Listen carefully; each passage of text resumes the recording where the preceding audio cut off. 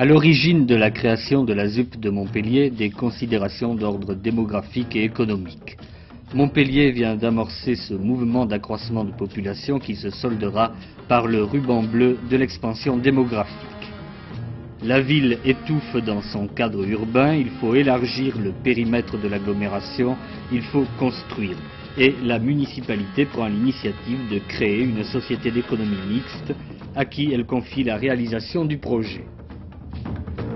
Le premier coup de bulldozer à la Payade remonte en janvier 1964, que le 15 avril 1967, les premiers logements ont été livrés aux premiers habitants de la Payade, et ce qui est à signaler, je crois, ce qui est très important, c'est qu'à cette même date existait le groupe scolaire qui fonctionnait à ce moment-là et le premier autobus de liaison entre la Payade et la ville.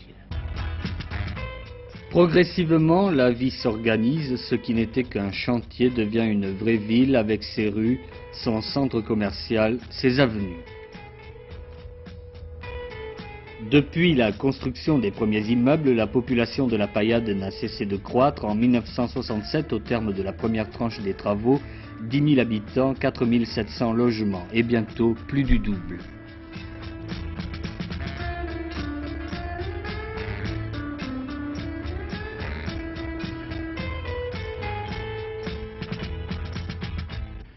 Habitants à la ZUP, plus de 4 000 logements terminés et que la cadence de construction évolue dans des conditions favorables, même si la commercialisation s'est un petit peu ralentie.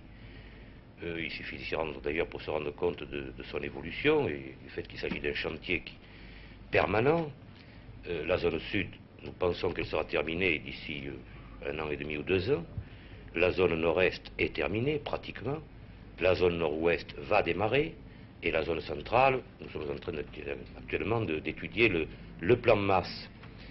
C'est dire que, sans vouloir bien entendu faire des pronostics qui seraient peut-être un peu hasardeux, nous pouvons considérer que d'ici 5 ans, les 9 500 logements et les 35 000 habitants qui doivent les occuper seront en place. La Payade, c'est d'abord une harmonieuse répartition des immeubles collectifs et des habitations individuelles.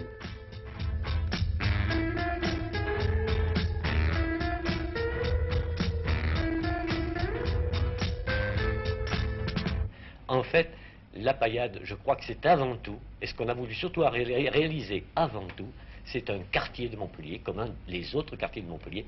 Je peux dire quand même au passage que je crois, et à mon sens, c'est actuellement le quartier de Montpellier le mieux équipé. Les équipements sportifs comme le complexe nautique et les équipements culturels ont suivi la progression de la cité.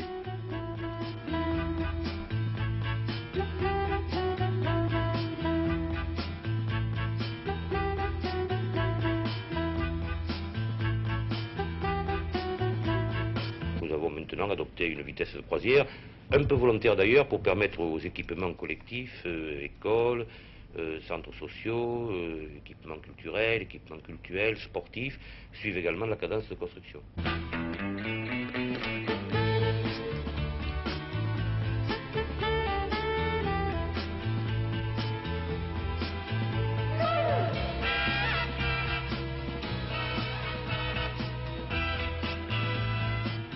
Pour l'avenir, je voudrais ajouter d'ailleurs à cet égard que si les collectivités, la société d'équipement et la ville et l'État, dans certaines circonstances, peuvent apporter et apportent effectivement leur concours matériel sous forme de réalisation d'équipements, cette ville qui est en fait un quartier de Montpellier, qui doit rester un quartier de Montpellier, ne vivra que tout autant que ses habitants voudront qu'elle vive. Il y a 10 ans, les détracteurs du projet mettaient en avant sa trop grande ampleur. Une ville de 35 000 habitants, disaient-ils, mais qui donc ira y habiter? La réponse est là aujourd'hui, une cité nouvelle, l'une des plus peuplées de l'Hérault, intégrée au décor, bien ancrée dans la réalité et dont l'avenir est étroitement lié à celui de Montpellier.